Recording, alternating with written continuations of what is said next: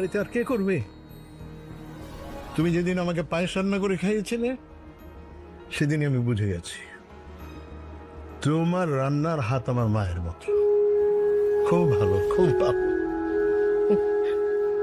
দেখি খায় দেখি। এতদিন তো আপনার আমি বিষ খাওয়াইছি, খাইতে বিষের মতো লাগছে না? এখন পৃথিবীর সেরা রাঁধুনির খাবারটা আমি একটু চাইকা দেখি। দেখো। হ্যাঁ, ওরে বাপরে, এই খাবার না খাইলে তো আমার জীবন ধন্যই হবে না। খাবো না মানে? নাসরাতে খাও।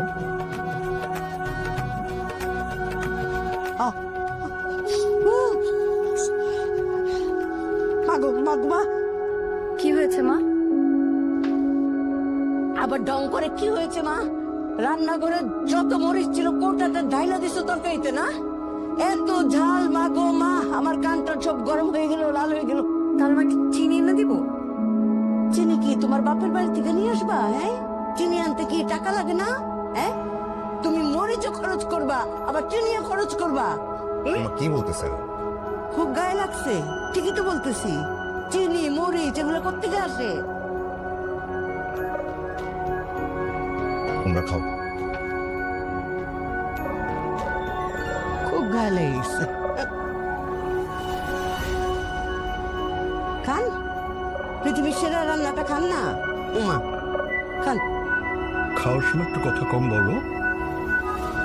কট কট কট কট কট কট কট কট করতেই থাকো। খা। খাও খাও, তোমরা মধুর রান্নাটা খাও, খাও।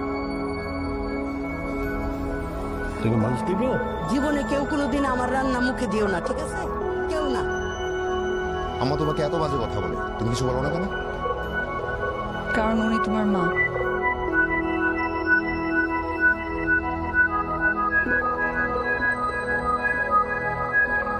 আমার জন্য তোমার অনেক কথা শুনতে হয়। কি বলো তুমি এগুলো? তোমার জন্য কেন কথা শুনতে হবে? আমার জন্য তোমার কথা শুনতে হয়। তোমার কত সুন্দর একটা লাইফ ছিল, আমার কারণে তোমার লাইফটা পুরো এলোমেলো হয়ে গেল। এরকম একটা বাজে পরিস্থিতি তোমাকে ফেলে দিলাম। আমার জন্য তোমার কত কিছু শুনতে হচ্ছে।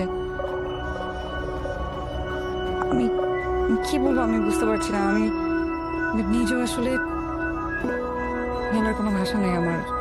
আই এম সরি তোমাকে এরকম একটা পরিস্থিতি ফেলে দিচ্ছেন।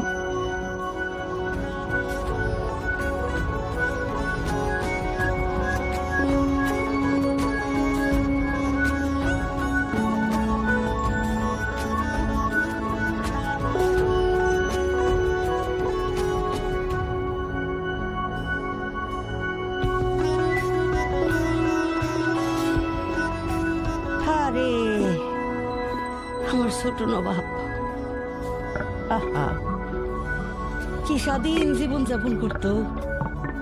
বেলা করে ঘুম থেকে উঠতো, এক কাপ চা লইয়া গুনগুন করে নচিকেতার গান গাইতো। তারপরে বাইকটা নিয়ে উড়ন্ত পাখির মতো আমার ছেলে ঘুরতো। কি স্বাধীন ছেলে ছিল আমার।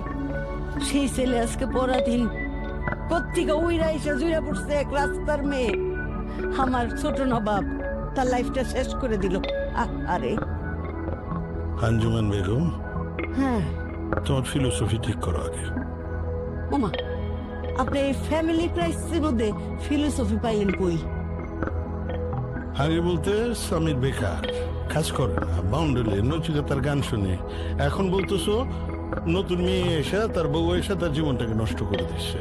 এই জন্য বলছি আগে ফিলোসফি ঠিক করো। ফিলোসফি মানে ইমান ঠিক করো। আপনার ফিলোসফি ধুয়ে আপনি পানি খান।